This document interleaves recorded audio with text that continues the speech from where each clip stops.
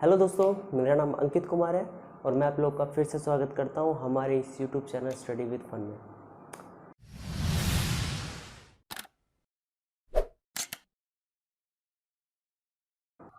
So guys, आप लोगों ने मेरी प्रीवियस वीडियो देखी थी जिसमें मैंने आपको हिस्ट्री की ओवरव्यू की 2 क्लासेस दी थी।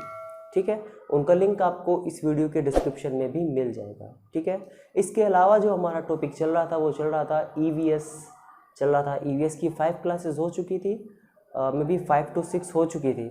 ठीक है, उसका लिंक जो है वो आपको इस वीडियो के डिस्क्रिप्शन में भी मिल जाएगा, तो आप वो भी जाकर देख लीजिएगा। देखिए, जितने भी या जिन्होंने भी एसएससी सीजीएल सीपीओ का फॉर्म भरा है उनके सिलेबस में एक टॉपिक है करंट ईवीएस, तो उससे बहुत ज़्यादा क्वेश्चन जो है वो पूछे जाते हैं, तो प्लीज़ इसको बहुत अच्छे से ध्यान से समझ लीजिएगा। ठीक है, ये टॉपिक चूँकि फिजिक्स का भी बनता है इसलिए और ज़्यादा इंपॉर्टेंट है, तो ध्वनि प्रदूषण को ज़रा अच्छे से देख लीजिएगा, समझ लीजिएगा। ठीक है, इसके अलावा जितने भी यूपी पुलिस है, रेलवे है, यूपीएसआई है, आरआरबी है, स्टेट एग्ज़ाम है, यूपी टेट सी टेट वाले हैं, उन सब के लिए तो खैर ये इम्पोर्टेंट है ही है। ठीक है, क्योंकि आज के इस गवर्नमेंट एग्जाम्स की दुनिया में कई सारे क्वेश्चन ऐसे हैं जो ईवीएस से यानी कि इन्वायरमेंट से, पर्यावरण से उठाए जाते हैं, जो कि बहुत ज़्यादा इंपॉर्टेंट होते हैं। ठीक है, तो चलिए without waste of time we gonna start our video. ध्वनि प्रदूषण। तो सबसे पहले हम ध्वनि प्रदूषण समझते हैं कि होता क्या है। तो ध्वनि प्रदूषण क्या है? देखो, ध्वनि जब एक सीमा से ज़्यादा हो जाए, ध्वनि जब एक सीमा से ज़्यादा हो जाती है तो वो चाहे हम पशु पक्षी हो, चाहे जितने भी पशु पक्षी है वो हो, और चाहे मानव हो, उन सब के लिए वो कैसी हो जाती है? घातक सिद्ध हो जाती है। समझ में आया? यानी कि हम कहेंगे कि जो ध्वनि है उसकी एक निश्चित सीमा है, अगर उस सीमा से ज़्यादा ध्वनि आती है तो वो हम हो या फिर कोई जीव जंतु हो या फिर कोई पशु, उसके लिए क्या हो जाती है? बहुत ज़्यादा हानिकारक सिद्ध हो जाती है। ठीक है, मैं बताऊंगा वो लिमिट कौन कौन सी है। तो उसे ही हम क्या कहते हैं? ध्वनि प्रदूषण कहते हैं। या फिर ध्वनि प्रदूषण की एक साधारण सी डेफिनेशन में ये कह सकता हूँ कि वह ध्वनि जो असहनीय है उसे ही हम क्या कहते हैं? ध्वनि प्रदूषण कहते हैं। तो सिंपल सी डेफिनेशन में लिख देता हूँ कि वह ध्वनि जो असहनीय है, जो असहनीय है उसे हम क्या कहते हैं? ध्वनि प्रदूषण कहते हैं। ध्वनि प्रदूषण कहते हैं, या मैं कह सकता हूं साउंड दैट इज अनबिरेबल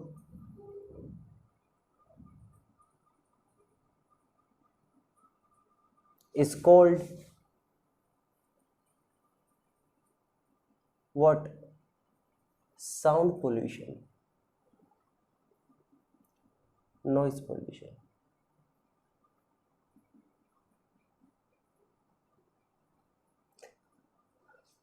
तो मुझे लगता है कि आप लोग को डेफिनेशन में कोई दिक्कत नहीं होगी। अब चूंकि ध्वनि की बात हो रही है, यहाँ साउंड की बात हो रही है, तो अगर आपसे पूछा जाए कि साउंड की जो तीव्रता होती है वो कितनी होती है, तो उसको देख लेते हैं। तो दूसरा पॉइंट ही मैं इसमें कह सकता हूँ, पहला पॉइंट हम कह सकते हैं ये हो जाएगा, पहला पॉइंट ये हो जाएगा। दूसरा पॉइंट हम देखते हैं कि ध्वनि की जो तीव्रता होती है वो कितनी होती है। तो ध्वनि की तीव्रता जो है यानी कि intensity of sound, intensity of sound कितनी है? 30 से 50 dB।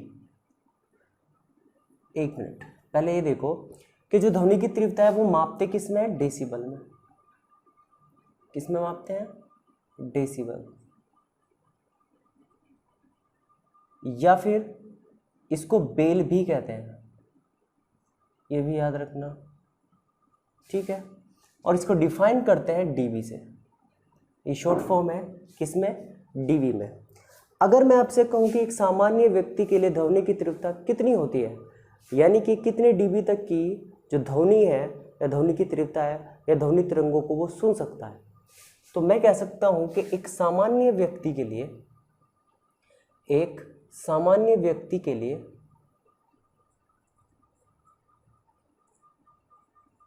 एक सामान्य व्यक्ति के लिए जो ध्वनि की तीव्रता है, ध्वनि की तीव्रता कितनी होनी चाहिए? 30 से 50 dB तक। 30 से 50 dB तक की तीव्रता को या 30 से 50 dB की ध्वनि को एक साधारण मनुष्य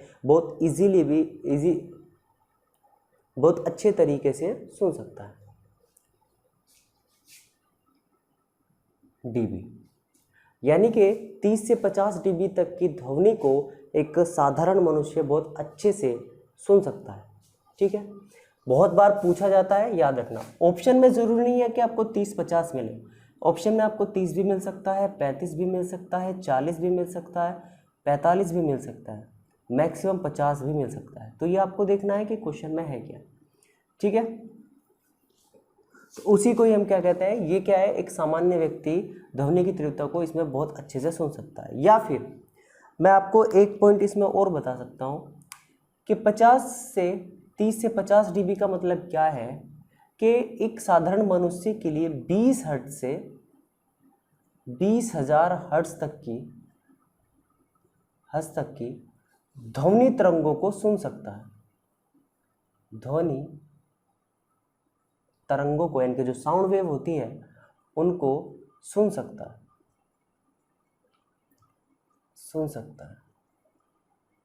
ठीक है, 20 से 20,000 हर्ट्ज तक। कहीं पर ये जो फ्रीक्वेंसी है, ये जो आवृत्ति है, ये 20 हर्ट्ज से इस तरह भी लिखी रहती है। तो ये आपको ध्यान में रखना है कि किसी भी तरीके से ये पूछ सकता है। यहाँ पर मैंने बात की है किसकी? हर्ट्ज की। यहाँ पर आपको एक सिंबल दिख रहा होगा, हर्ट्ज। हर्ट्ज जो है वो आवृत्ति का मात्रक होता है, ये याद रखना। किसका? आवृत्ति का मात्रक, यानी कि यूनिट ऑफ फ्रीक्वेंसी। फ्रीक्वेंसी का क्या होता है? मात्रक होता है। तो ये चीज़ आप बहुत अच्छे से ध्यान में रखना। यानी कि 20 से 20,000 हर्ट्ज तक की जो फ्रीक्वेंसी है वो ऑडिबल फ्रीक्वेंसी है। क्या है? ऑडिबल फ्रीक्वेंसी है, यानी कि जो मानव है, जो मनुष्य है, वो इतने हर्ट्ज तक की फ्रीक्वेंसी को बहुत इजीली सुन सकता है। और यही बात अगर डीबी में पूछे तो इतने डीबी की फ्रीक्वेंसी को जो मनुष्य है वो बहुत अच्छे से सुन सकता है। कितने डीबी? 30 से 50 डीबी। ठीक है, तो ये दोनों के दोनों पॉइंट है, मोस्ट इम्पोर्टेंट है, बहुत ज़्यादा इम्पोर्टेंट है और पूछे भी जाते हैं। ठीक है, इसके अलावा हम नेक्स्ट पर चलते हैं। हम बात करते हैं स्टैंडर्ड ऑफ साउंड, यानी कि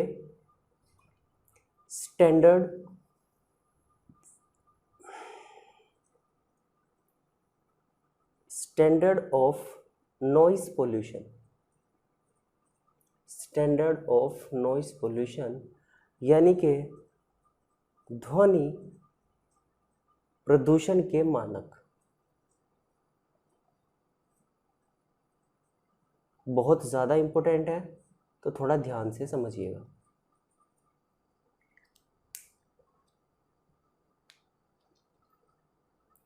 ये क्या है? बहुत ज़्यादा इम्पोर्टेंट है। ठीक है, दरअसल WHO की रिपोर्ट के अनुसार, WHO की रिपोर्ट के अनुसार, यानी कि उन्होंने एक रिपोर्ट दी थी, उस रिपोर्ट के अनुसार उन्होंने कहा कि जब आप रात के समय सो रहे हो, यानी कि निद्रा अवस्था में, या मैं कह सकता हूं कि सोते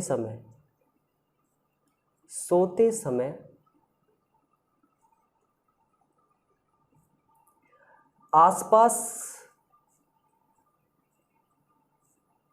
के वातावरण में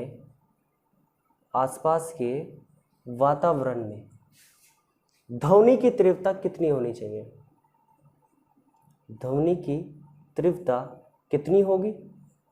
ये उन्होंने बताया था कि जब आप सो रहे हो तो उस समय आपके आसपास जो ध्वनि है उसकी तीव्रता कितनी होनी चाहिए। दूसरा उन्होंने बताया, मैं ये लिख देता हूँ पहले, तो ध्वनि की जो तीव्रता है वो 35 dB तक, इससे ज़्यादा नहीं होनी चाहिए, 35 dB से ज़्यादा नहीं होनी चाहिए। दूसरा यही कह सकते हैं कि रात के समय, सॉरी दिन के समय सेम आसपास के वातावरण में ध्वनि की जो तीव्रता है वो कितनी होनी चाहिए, तो ये होनी चाहिए 45 dB तक, इससे ज़्यादा नहीं होनी चाहिए। देखिए, रात के समय जब आप सो रहे हो और उस समय कहीं पर कोई बारात आ रही हो, जा रही हो, तो उनका जो साउंड होता है वो इस 35 dB से बहुत ज़्यादा होता है, तो उस अवस्था में आप सो नहीं पाते हो। तो सही यही है कि जब आप रात के समय सो रहे हो तो उस समय ध्वनि की तीव्रता 35 dB से ज़्यादा नहीं होनी चाहिए। और जब आप दिन का समय हो तो दिन के समय ध्वनि की तीव्रता कितनी होनी चाहिए, मैक्सिमम 55 dB तक होनी चाहिए, या इससे ज़्यादा नहीं होनी चाहिए। तो दोनों के दोनों मोस्ट इंपॉर्टेंट पॉइंट है, मैंने आपको पहले ही बताए थे, तो इसको ध्यान में रखना। अब चूंकि यहाँ पर एक पॉइंट है WHO, तो अगर आपसे पूछ लिया जाए कि WHO की फुल फॉर्म क्या है, तो सबको पता है कि वर्ल्ड हेल्थ ऑर्गेनाइजेशन, यानी कि विश्व स्वास्थ्य संगठन, विश्व स्वास्थ्य संगठन। इसकी स्थापना कब हुई थी, कोई आइडिया? इसकी स्थापना जो है वो 7 अप्रैल, क्या हो रहा है, 7 अप्रैल सन 1948 को हुई थी। इसका जो मुख्यालय है वो कहाँ पर है? इसका मुख्यालय जिनेवा, यानी कि स्विट्जरलैंड में है, स्विट्जरलैंड में। और अगर आपसे पूछा जाए कि इस विश्व स्वास्थ्य संगठन में भारत की उपस्थिति कब हुई थी, तो नवंबर 1949 में क्या हुई थी, वर्ल्ड हेल्थ ऑर्गेनाइजेशन का भारत सदस्य बना था।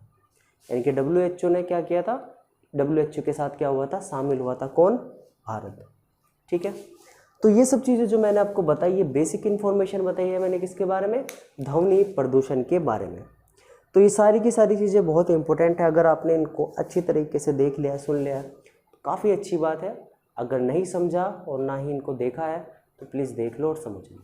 ठीक है, अब हम करते हैं अपने नेक्स्ट पर चलते हैं, बात करते हैं ध्वनि प्रदूषण के स्रोत, कारण क्या है, ध्वनि प्रदूषण होने के कारण क्या है, इनको डिस्कस करते हैं। चलिए तो बात करते हैं ध्वनि प्रदूषण के कारण।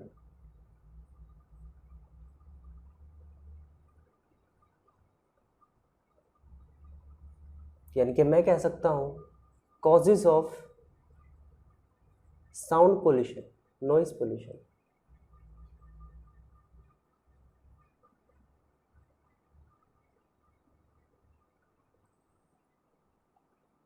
ठीक है, सबसे पहली चीज कि जो साउंड पोल्यूशन है, ध्वनि प्रदूषण है, इसके कारणों को 2 भागों में बांटा गया है। इसके कारणों को 2 टाइप्स में डिवाइड किया गया है, और वो 2 टाइप्स कौन कौन से हैं? सबसे पहला तो है प्राकृतिक स्रोत, यानी कि जितने भी नेचुरल सोर्सेज होते हैं वो किस तरह ध्वनि प्रदूषण को बढ़ा रहे हैं वो। और सेकंड है मानव जनित स्रोत, मानव जनित स्रोत, यानी कि ह्यूमन किस तरीके से ध्वनि प्रदूषण को बढ़ा रहा है। तो दोनों चीज डिस्कस करते हैं। सबसे पहले करते हैं कौन से, प्राकृतिक स्रोत की बात, प्राकृतिक स्रोत की बात, या प्राकृतिक कारण, नेचुरल सोर्स की बात करते हैं। ठीक है, इसमें देखते हैं सबसे पहला कारण क्या है प्राकृतिक, जो ध्वनि प्रदूषण को बढ़ाता है।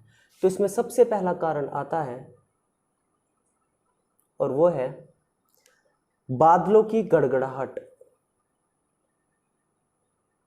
बादलों की गड़गड़ाहट, यानी कि थंडर क्लाउड। क्या है? Thunder cloud. देखो, बादलों की जब गड़गड़ाहट होती है तो काफी अधिक मात्रा में ध्वनि क्या होती है, पैदा होती है। जो कि हमारे लिए क्या होती है, बहुत हार्मफुल सिद्ध होती है। ठीक है, तो वही क्या है, एक कारण है, एक प्राकृतिक कारण है जो ध्वनि प्रदूषण को क्या करता है, बढ़ाता है। ठीक है, बादलों की गड़गड़ाहट होगी, इसी की तरह बिजली का कड़कना, बिजली का कड़कना, इनके मैं कह सकता हूं लाइटनिंग स्ट्राइक, बिजली का कड़कना, यानी कि जो बिजली कड़कती है वो भी क्या करती है, काफ़ी मात्रा में ध्वनि को पैदा करती है, यानी कि एक सामान्य सीमा से ज़्यादा क्या करती है, ध्वनि का या ध्वनि को पैदा करती है बिजली जब कड़कती है। जैसे कि आप देखते भी होंगे, जब बिजली कहीं गिरती है तो काफ़ी अधिक मात्रा में क्या करती है, साउंड जनरेट करती है, ध्वनि पैदा करती है। ठीक है, तो कहीं ना कहीं एक कारण बिजली का कड़कना भी है। तीसरी हम बात करें तो तीसरा है ज्वालामुखी क्रिया, ज्वालामुखी क्रिया यानी कि वोल्केनिज्म। क्या है, वोल्केनिज्म। देखा जाए तो कहीं ना कहीं ज्वालामुखी क्रियाएं भी क्या करती है, ध्वनि प्रदूषण का कारण बनती है, क्योंकि जब वोल्केनिक विस्फोट होते हैं, ठीक है, वो क्या करते हैं, काफ़ी अधिक मात्रा में ध्वनि को वो भी पैदा करते हैं, जो कि एक बड़ी समस्या बन जाती है ध्वनि प्रदूषण की। ठीक है, इसके अलावा फोर्थ हम लिख सकते हैं भूकंप की ध्वनि, भूकंप की ध्वनि यानी कि अर्थक्वेक,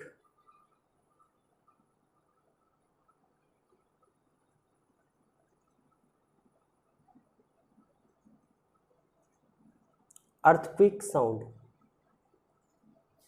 सब लोग जानते हैं कि भूकंप जब आता है तो काफ़ी अधिक मात्रा में क्या करता है, शोर भी करता है, या उसकी जो ध्वनि होती है उससे काफ़ी घर भी गिर जाते हैं। क्यों? देखो, एक चीज़ आप याद रखना कि जो ध्वनि होती है, जो क्या होती है, ध्वनि होती है, ये कंपन की फॉर्म में चलती है, या कंपन करती है, वाइब्रेट करती है। क्या करती है, वाइब्रेट करती है, वाइब्रेशन करती है। क्या करती है, वाइब्रेशन करती है। जो ध्वनि होते हैं वो क्या करती है, वाइब्रेशन करती है, वाइब्रेशन करती है इस फॉर्म में। ठीक है, तो जैसे ही ये ध्वनि जब वाइब्रेट करती है, हमसे गुजरती है, किसी घरों से गुजरती है, तो सब क्या होने लगते हैं, हिलने लगते हैं।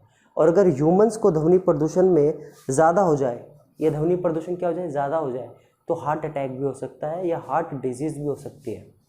ठीक है, तो भूकंप की ध्वनि क्या करती है, कहीं ना कहीं इफेक्ट कर रही है किसको, ध्वनि प्रदूषण को, यानी कि ध्वनि प्रदूषण को बढ़ा रही है। ठीक है, फिफ्थ हम कह सकते हैं तूफानी हवाओं का चलना,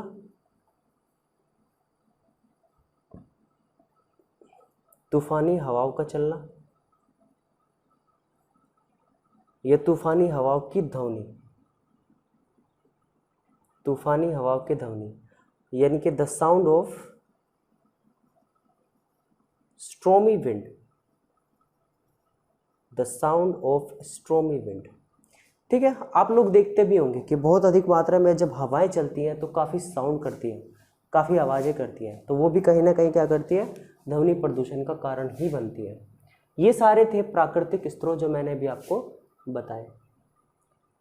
उसके बाद हम चलते हैं किस पर, मानव जनित स्रोतों पर। इसको भी देख लेते हैं।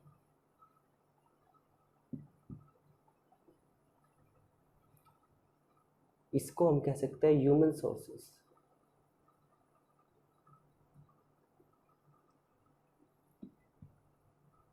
चलिए, सबसे पहले हम इसमें डिस्कस करते हैं उद्योग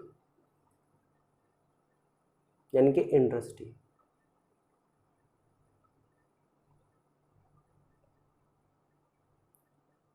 एक बात याद रखना कि जितने भी उद्योग होते हैं, ये जितने भी कारखाने होते हैं, इन कारखानों में जो मशीनें लगती हैं, उन मशीनों से जो आवाज़ पैदा होती है वो काफ़ी मात्रा में क्या करती है, ध्वनि प्रदूषण को पैदा करती है, यानी कि ध्वनि को क्या करती है, पैदा करती है, जिससे ध्वनि प्रदूषण की समस्या पैदा होती है।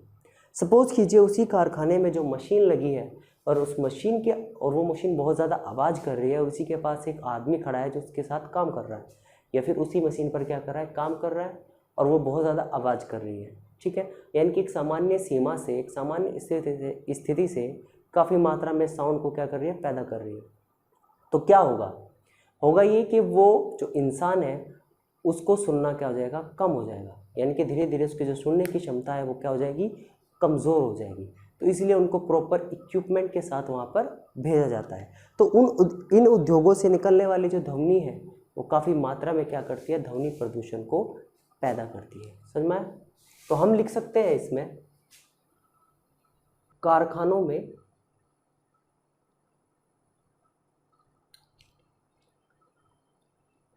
में चलने वाली मशीनों से उत्पन्न आवाज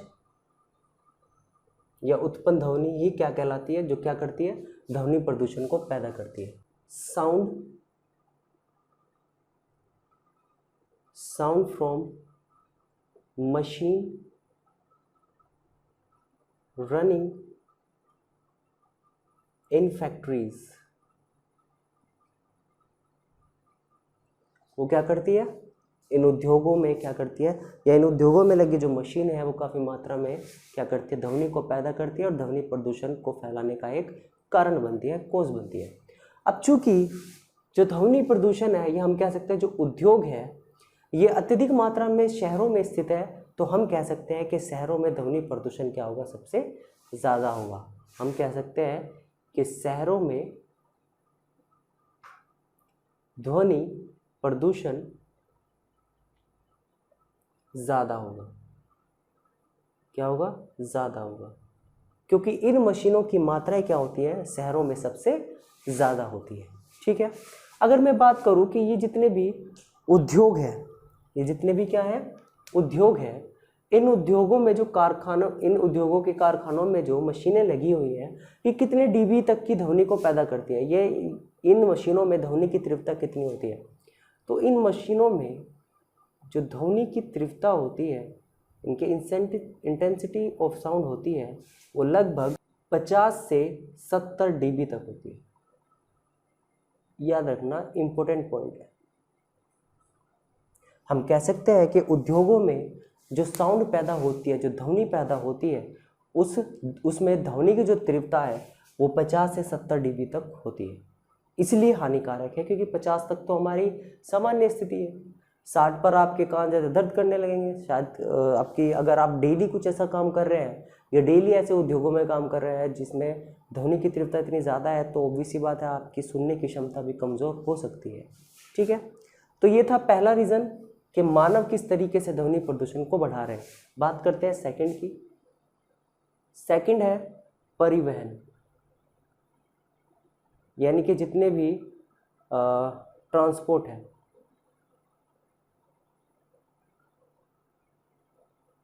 वो किस तरीके से ध्वनि प्रदूषण को बढ़ा रहे हैं। तो ध्यान से सुनिए। देखिए, जैसे कि आपके ट्रांसपोर्ट है, ठीक है, होता क्या है कि परिवहन के विभिन्न साधनों से जो उत्पन्न आवाज़ है वो कहीं ना कहीं क्या कर रही है, ध्वनि प्रदूषण को बढ़ा रही है। कहने का मतलब ये है कि परिवहन के साधन या विभिन्न साधन है, जैसे कार, ट्रक, बाइक्स, इनमें लगे जो हॉर्न होते हैं वो, उनकी जो फ्रिक्वेंसी होती है या उनकी जो तीव्रता होती है वो 50 से 70 यानी कि लगभग 40 से 50 डीबी तक होती है। और 40 से 50 डीबी होने के कारण क्या होता है कि सपोज करो कि कई सारी बाइक है, एक बाइक ही 40 से 50 डीबी तक की 50 डीबी तक की ध्वनि की तीव्रता को पैदा कर रही है। अब ऐसी 4-5 बाइक है जो हॉर्न बजा रहे हैं कंटिन्यूसली, तो यही तीव्रता क्या हो जाती है, बहुत तेज़ हो जाती है, जिससे हमें इरिटेशन होती है या हमें चिड़चिड़ाहट पैदा हो जाती है और हम उस पर पेल भी देते हैं कभी कभी, है ना।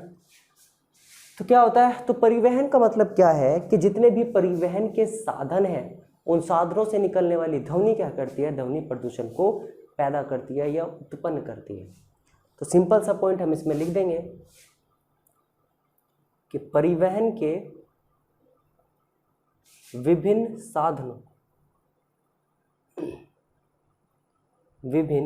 साधनों से निकलने वाली ध्वनि ही क्या कहलाती है? ध्वनि प्रदूषण कहलाती है। यानी कि sound of various mode of transport is known as sound या नॉइज पोल्यूशन। ठीक है, एक बात जानने वाली क्या है, देखिए 1950 में यानी कि 1950 में भारत में परिवहनों की संख्या लगभग 30 लाख के करीब थी और 2011 में ये जो संख्या है, इन परिवहन की जो संख्या है वो लगभग 22 करोड़ के करीब थी। और कहा यह जा रहा है, या एक शोध के अनुसार हम ये कह सकते हैं कि 2050 तक इन साधनों की जो संख्या है वो कितनी हो जाएगी? लगभग 61 करोड़ के करीब हो जाएगी। मैं कहना ये चाहता हूँ कि अगर परिवहन की संख्या बढ़ी तो ध्वनि प्रदूषण भी बढ़ेगा, और अगर परिवहनों की संख्या बढ़ी तो ध्वनि प्रदूषण के साथ साथ वायु प्रदूषण भी बढ़ेगा। समझ में आया? सिंपल सी चीज है कि अगर परिवहन बढ़े,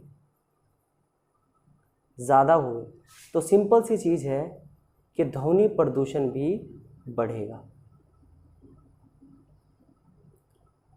क्या होगा? इंक्रीज होगा। और सिंपल सी चीज़ है, अगर ध्वनि प्रदूषण इंक्रीज हो रहा है या परिवहन बढ़ रहे हैं तो एक यहीं से लगा सकते हैं कि अगर परिवहन बढ़ा तो वायु प्रदूषण भी बढ़ेगा। ठीक है, अगर परिवहन बढ़ते हैं तो ध्वनि प्रदूषण भी बढ़ेगा, और अगर परिवहन बढ़ते हैं तो वायु प्रदूषण भी बढ़ेगा। सिंपल सी चीज़ है कि परिवहन बहुत ज़्यादा खतरनाक है, ध्वनि प्रदूषण को बढ़ाने में भी और वायु प्रदूषण को बढ़ाने में भी। ठीक है, तो इसीलिए कहा जाता है कि परिवहन को कम से कम इस्तेमाल कीजिए।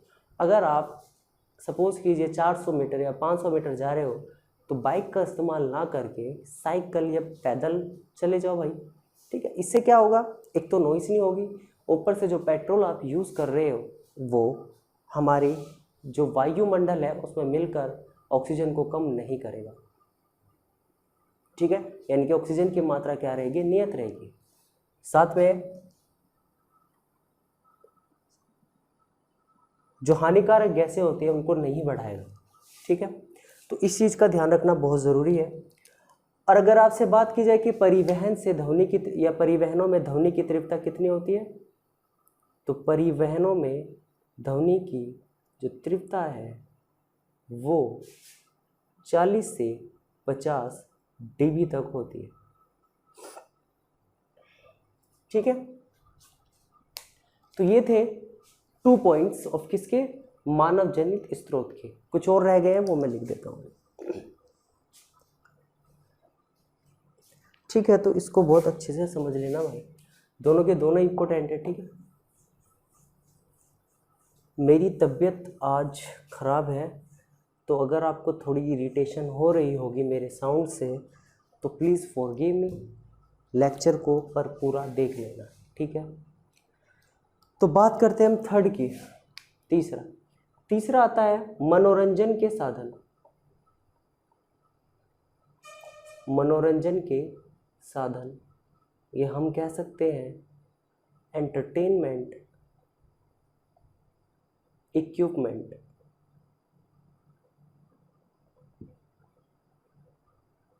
जितने भी मनोरंजन के साधन होते हैं वो भी कहीं ना कहीं ध्वनि प्रदूषण को बढ़ा रहे हैं, क्योंकि उनकी जो सीमा है वही सिंपल सी 50 dB से या 30 dB से, मतलब 40 या 50 dB से क्या हो जाती है? ज़्यादा हो जाती है। एग्जाम्पल के लिए जैसे मैं बताऊं, जैसे लाउड स्पीकर हो गया, इनकी आवाज़ सामान्य स्थिति से बहुत ज़्यादा होती है।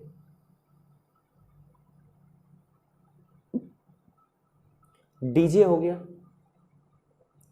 खैर डीजे तो आज बहुत ही अधिक मात्रा में सुनना पसंद करते हो, जिसकी आवाज़ बहुत ज़्यादा हो। ठीक है, लेकिन फिर भी अगर आप इन डीजे जहाँ पर बज रहा हो, अगर आप डिब्बों के पास, यानी कि जितने भी इसके क्या होते हैं स्पीकर होते हैं, उन स्पीकर के पास जाके खड़े हो जाओगे तो आपके कान क्या हो सकते हैं? ब्लॉक हो सकते हैं। यानी कि जब आप वहाँ से बाहर निकल कर थोड़ी दूर जाओगे तो आपका मित्र या आपके रिश्तेदार कुछ बोलेंगे तो आपको शायद कुछ समय के लिए वो साउंड सुना ही ना दे, ठीक है, क्योंकि काफ़ी अधिक मात्रा में क्या होती है, इसकी तीव्रता होती है डीजे की। इसलिए ये क्या होता है, मनोरंजन के साधन होते हैं लेकिन ध्वनि प्रदूषण को भी बढ़ाते हैं। इसीलिए सरकार ने बैन किया था कि 11 बजे के बाद कोई भी इन लाउड स्पीकर का या डीजे का इस्तेमाल नहीं कर सकता, ठीक है। ये था थर्ड। फोर्थ की बात करें, एक और है सुपरसोनिक विमान। सुपरसोनिक विमान यानी कि प्लेन।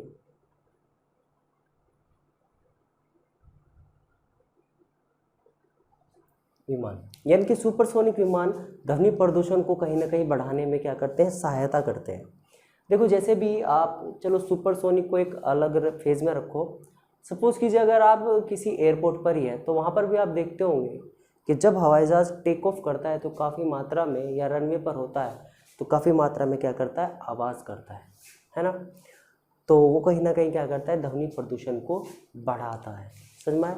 और जो सुपरसोनिक विमान होते हैं वो एक सुपर बूम के साथ उड़ते हैं। अब देखते होंगे जब भी जितने भी सुपरसोनिक विमान होते हैं वो जैसे टेक ऑफ करते हैं तो बहुत ज़्यादा साउंड पैदा करते हैं, ठीक है। वो साउंड इतना हाई होता है कि अगर कोई गर्भवती महिला उस साउंड के संपर्क में आ जाए तो उसका गर्भपात भी हो सकता है, या फिर जो शिशु है यानी कि, या फिर जो शिशु पैदा होने वाला है या पैदा हुआ है उसकी सुनने की शक्ति भी खत्म हो सकती है, ठीक है।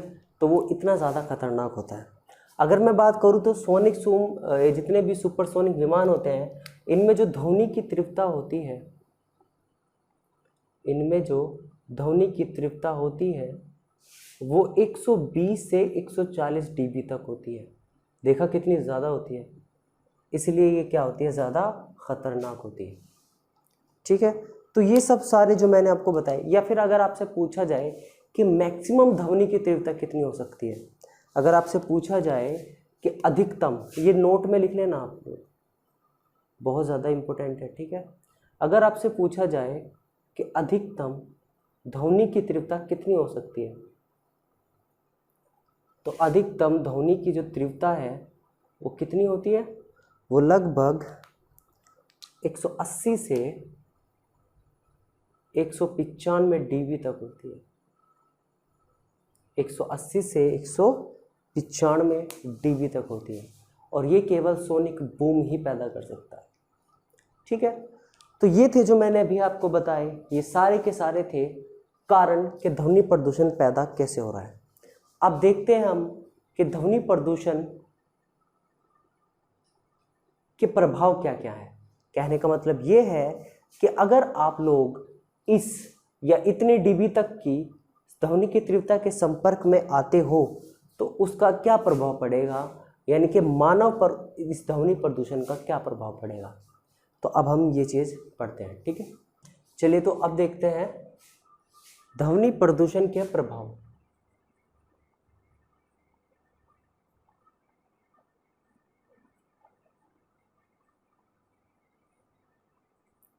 यानी कि इफेक्ट ऑफ नॉइज पोल्यूशन।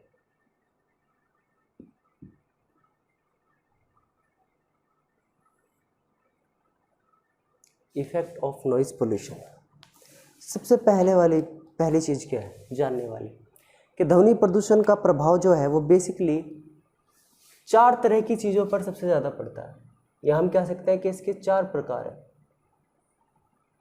ठीक है। सबसे पहला देखते हैं, सबसे पहला आता है सामान्य प्रभाव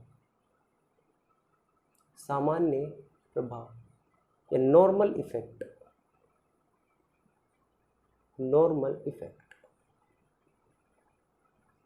दरअसल होता क्या है कि जब आप ऐसी ध्वनि के संपर्क में आते हो जिसकी तीव्रता सामान्य तीव्रता से बहुत ज़्यादा है तो क्या होगा, पहली चीज़ क्या होगी, बोलने में व्यवधान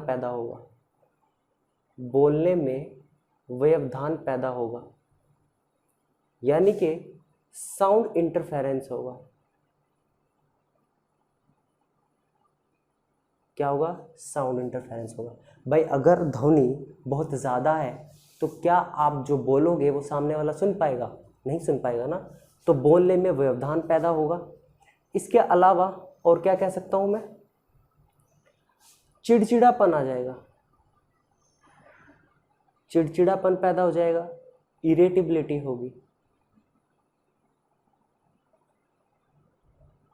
इरिटेबिलिटी होगी। इसके अलावा और क्या होगा, नींद में व्यवधान पैदा होगा, नींद में व्यवधान पैदा होगा, यानी कि स्लीप डिस्टरबेंस होगा, स्लीप डिस्टरबेंस होगा, ETC। तो ये सब क्या है, साधारण प्रभाव है जो किस पर पड़ेंगे, हमारे पर पड़ेंगे। अगर हम कहीं ऐसी जगह है जहाँ पर ध्वनि की जो सीमा है या जो ध्वनि है वो सामान्य सीमा से बहुत ज़्यादा है, यानी कि 30 से 50 dB से बहुत ज़्यादा है, तो वहाँ पर क्या होगा, एक तो बोलने में व्यवधान होगा, यानी कि आपकी साउंड कोई प्रॉपर सुन नहीं पाएगा, चिड़चिड़ापन आ जाएगा। जैसे कि बहुत सा आप ट्रैफिक में खड़े हुए हो और कोई जो आपका और कोई हॉर्न बजाओ जा रहा है तो आपको क्या हो जाएगा, चिड़चिड़ापन आ जाएगा, तो वो काफ़ी इफ़ेक्ट करेगा। नींद में व्यवधान होगा, अगर आप सो रहे हो और बराबर से किसकी बारात निकल रही हो तो हो जानते ही हो, तो क्या होगा, उससे भी इरिटेशन होगा। ठीक है, तो ये थे सामान्य प्रभाव। हम सेकंड की बात करते हैं। सेकंड टाइप क्या है, सेकंड है श्रवण संबंधी प्रभाव।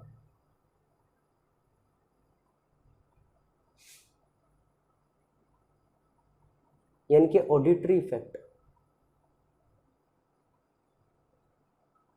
क्या लिख रहा हूं यार, ऑडिटरी इफेक्ट क्या होते हैं, जरा इसको देखिए। श्रवण संबंधी इफेक्ट मतलब सुनने में जो प्रभाव पड़ता है, सुनने में। देखो एक चीज याद रखना कि अगर कोई साउंड जिसमें ध्वनि की तीव्रता, यानी कि अगर कहीं आप ऐसी जगह खड़े हो जहां पर जो ध्वनि की तीव्रता है वो लगभग 90 dB के आसपास है। देखो सामान्य dB मैंने आपको बताया था 30 से 50, लेकिन अगर कहीं पर इतने dB तक की ध्वनि की तीव्रता आ रही है तो आपके सुनने की शक्ति क्या हो सकती है, कम पड़ सकती है। तो क्या हो जाएगा, आपकी जो सुनने की शक्ति है, सुनने की शक्ति क्षीण हो सकती है या कमज़ोर हो सकती है, क्षीण या कमज़ोर हो सकती है। समझ में आया? तो वहाँ पर क्या होता है, श्रवण संबंधी यानी कि सुनने से संबंधी क्या होता है, प्रभाव पड़ता है किसका, ध्वनि की मात्रा का बहुत ज़्यादा होने पर, यानी कि लगभग 90 dB तक होने पर। देखिए एक शोध किया गया, उस शोध के अनुसार लखनऊ में अगर एक व्यक्ति 5 साल से ऐसी जगह काम कर रहा है जहाँ पर ध्वनि बहुत ज़्यादा है, सपोज करो ट्रैफिक के पास उसकी दुकान है जहाँ पर बहुत ज़्यादा क्या होता है, शोर होता है, तो अगर वो 5 साल तक 10 घंटे भी उस साउंड के आसपास रहता है, तो उस शोध में देखा गया कि लखनऊ में क्या किया गया, एक शोध किया, मैं दोबारा बता देता हूँ। लखनऊ में एक शोध किया गया जिसमें 5 साल से काम कर रहा व्यक्ति जो कि हर रोज़ 10 घंटे काम करता है उस ट्रैफिक की जगह के आसपास, तो वहाँ पर 55% लोगों की सुनने की क्षमता क्या है, कमज़ोर है। समझ में आया? लखनऊ में क्या है, 55% लोग ऐसे हैं जिनकी सुनने की क्षमता क्या है, बहुत वीक है, कम है। वो इसीलिए है क्योंकि वहाँ पर बहुत ज़्यादा क्या है, ट्रैफिक है। ठीक है, जिससे ट्रैफिक ज़्यादा हुआ तो साउंड पोल्यूशन भी क्या होगा, बहुत ज़्यादा होगा। तो यही वो कारण है। ठीक है, तो ये था दूसरा। अब हम बात करते हैं थर्ड की। तीसरा आता है मनोवैज्ञानिक इफेक्ट। मनोवैज्ञानिक प्रभाव, साइकोलॉजिकल इफेक्ट। साइकोलॉजिकल इफेक्ट क्या होता है, जरा इसको सुनिएगा। देखो अत्यधिक मात्रा में ध्वनि प्रदूषण होने पर या अत्यधिक मात्रा में ध्वनि प्रदूषण के कारण क्या होता है, लोगों में एक रोग हो जाता है, लोगों में क्या हो जाता है, एक रोग हो जाता है। उस रोग का नाम है न्यूरोटिक मेंटल डिसऑर्डर।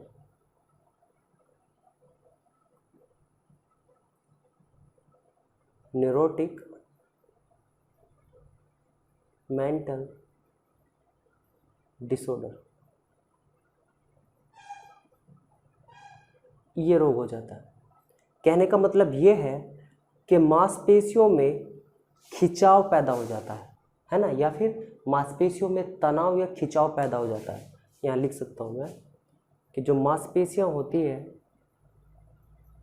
मांसपेशियों में तनाव व खिंचाव पैदा हो जाता है। तो वही क्या करता है, मनोवैज्ञानिक प्रभाव को पैदा करता है। समझ में आया? उसके बाद फोर्थ पढ़ते हैं। फोर्थ क्या है? फोर्थ है शारीरिक प्रभाव,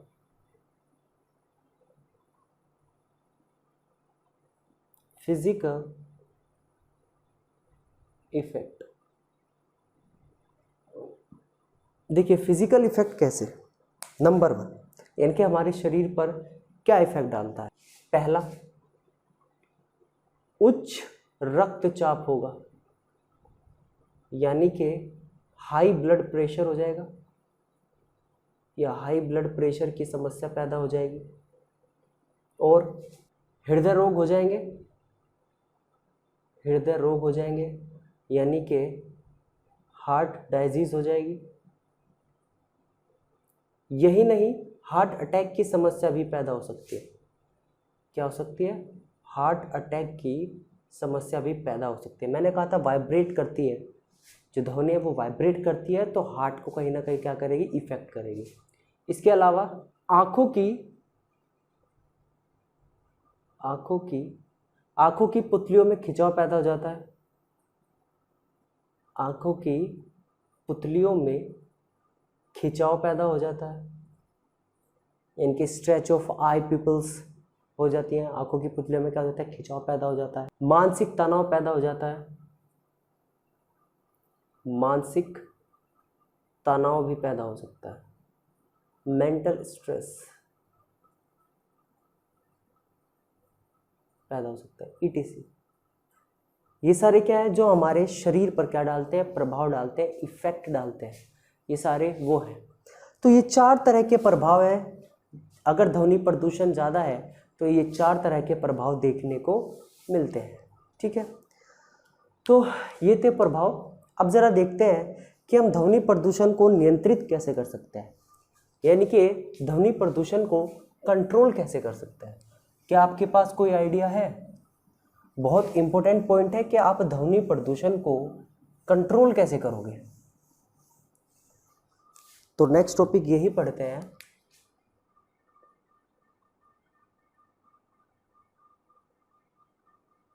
ध्वनि प्रदूषण पर नियंत्रण कैसे करेंगे, कंट्रोल ऑन नॉइस पोल्यूशन।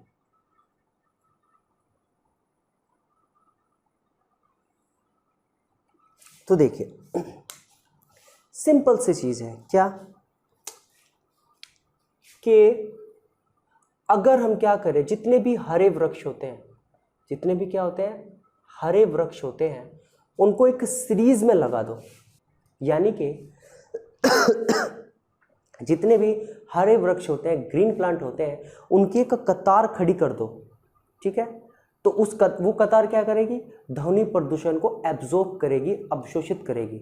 इनके ध्वनि को क्या करेगी, एब्जॉर्ब करेगी। सिंपल सी चीज है। क्या कहा मैंने कि हरे वृक्षों की कतार खड़ी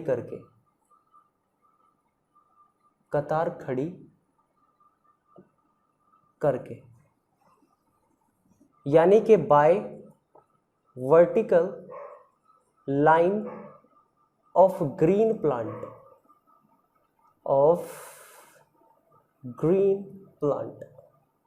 यानी कि हरे पौधों की कतार खड़ी करके क्या होगा, ये क्या करेंगे, ध्वनि को एब्जॉर्ब करते हैं, ध्वनि को अवशोषित करते हैं।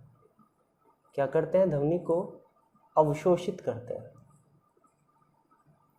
एब्जॉर्ब करते हैं। ध्वनि को एब्जॉर्ब करने का मतलब क्या है कि सपोज कीजिए अगर कहीं पर ध्वनि की तीव्रता 50 से 70 dB है, ठीक है, अगर कहीं ध्वनि की तीव्रता 50 से 70 dB है, यहाँ लिख देता हूँ 50 से 70 dB है, या एक एग्जांपल ले लेते हैं, मान लो ये एक रोड है, ठीक है, ये क्या है, एक रोड है, और यहाँ पर क्या चल रहा है, कंटिन्यूसली वाहन चलते हैं, यहाँ पर कंटिन्यूसली क्या चल रहा है, वाहन चल रहा है, ठीक है, यहाँ पर कंटिन्यूसली क्या चल रहा है, चलो जो भी है जैसे बन गया है, वाहन चल रहा है, ठीक है। तो होता क्या है, मान लो कि ये जो वाहन है ये 50 से 70 dB का साउंड पैदा कर रहे हैं। क्या कर रहे हैं, 50 से 70 dB का साउंड पैदा कर रहे हैं। तो हम क्या करेंगे कि इस रोड के किनारों पर वृक्ष उगा देंगे। हम क्या करेंगे कि इस रोड के किनारों पर क्या करेंगे, वृक्षों की एक कतार पैदा कर देंगे, इस तरीके से एक वर्टिकल लाइन में क्या कर देंगे, खड़ा कर देंगे। और जैसे ही हम इन वृक्षों को एक वर्टिकल लाइन में खड़ा कर देंगे तो ये जो हरे वृक्ष हैं वो इस ध्वनि प्रदूषण की जो तीव्रता है इसको कुछ एब्जॉर्ब कर लेंगे। याद रखना कि जितने भी हरे वृक्ष होते हैं, जितने भी क्या होते हैं, हरे वृक्ष होते हैं, जितने भी हरे वृक्ष होते हैं वो लगभग 15 से 20 dB ध्वनि की तीव्रता को एब्जॉर्ब कर सकते हैं, अवशोषित कर सकते हैं, अवशोषित कर सकते हैं। समझ में आया या नहीं? जितने भी हरे वृक्ष होते हैं वो सारे क्या कर सकते हैं, 15 से 20 dB तक की ध्वनि की तीव्रता को एब्जॉर्ब कर सकते हैं। तो जब यहाँ पर 50 से 70 dB तक की ध्वनि पैदा हो रही है तो हरे वृक्ष क्या करेंगे, लगभग 15 से 20 dB की ध्वनि की तीव्रता को एब्जॉर्ब करेंगे। तो ये जो सामान्य स्तर है गिरकर कितना आ जाएगा, वही आ जाएगा 35 से 45 या 50 के बीच। तो ध्वनि को क्या कर लेंगे, कंट्रोल कर लेंगे। तो याद रखना कि हरे पौधों द्वारा ध्वनि को एब्जॉर्ब करना, अवशोषित करना ही ग्रीन मफलर कहलाता है। क्या कहलाता है, ग्रीन मफलर कहता है। यानी कि वृक्षों का एक कतार में खड़ा कर कर ध्वनि को एब्जॉर्ब करना ही क्या कहलाता है, क्या कहलाता है, ग्रीन मफलर कहलाता है, ग्रीन मफलर कहलाता है।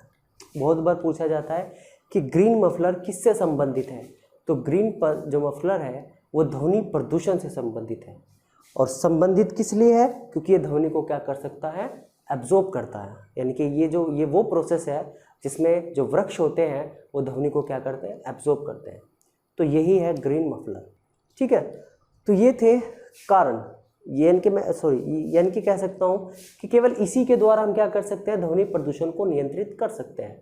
इसके अलावा जितने भी प्रेशर हॉर्न होते हैं उनका इस्तेमाल कम करो। अगर आप किसी ट्रैफिक में खड़े हो तो आपको पता है अगर ट्रैफिक जाम हो रहा है तो आप प्लीज़ थोड़ा इंतज़ार कर लो, ज़रूरी थोड़ा ही ना कि आप हॉर्न पे हॉर्न बजाओ, है कि नहीं। विदाउट किसी रीज़न कोई हॉर्न मत बजाओ, डीजे मत बजाओ, लाउड स्पीकर अधिक मात्रा में मत बजाओ, या फिर जो रूल्स हैं उनको फॉलो करो, सिंपल, ठीक है। इसके अलावा एक क्वेश्चन भी पूछा गया है। वो क्वेश्चन क्या है कि ध्वनि का वेग कितना होता है। अगर आपसे पूछा जाए, देखो नोट में ही है और बहुत इंपॉर्टेंट नोट है। तो पहला क्या है कि ध्वनि का वेग कितना है, ध्वनि का वेग। तो ध्वनि का वेग 332 मीटर पर सेकंड होता है।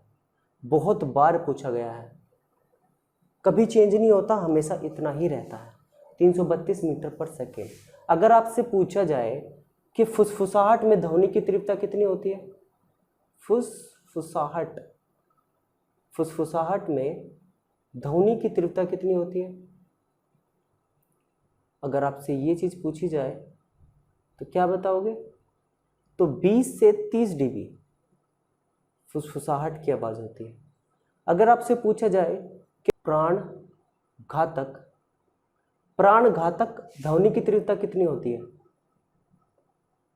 तो प्राणघातक ध्वनि की जो तीव्रता है वो मैक्सिमम 150 डीबी तक होती है। यानी कि 150 डीबी से ज़्यादा अगर कहीं ध्वनि की तीव्रता हो गई तो वो आपके लिए प्राणघातक सिद्ध हो सकती है। समझ में आया? तो ध्वनि प्रदूषण से संबंधित जितने भी इंपॉर्टेंट पॉइंट थे वो मैंने आपको बता दिए हैं। कौन सी चीज़ क्या होती है ये भी मैंने आपको बता दिया। इससे बाहर ध्वनि प्रदूषण में और कुछ नहीं पूछेगा। ठीक है, तो प्लीज़ इसको बहुत अच्छे से पढ़ लेना। और अगर आपको ये क्लास अच्छी लगी हो तो सब्सक्राइब कर दो और बेल आइकन को ज़रूर प्रेस कर देना। ठीक है, तो चलिए हम मिलते हैं फिर अपनी अगली नेक्स्ट क्लास में। तब तक के लिए thank you, take care, best of luck.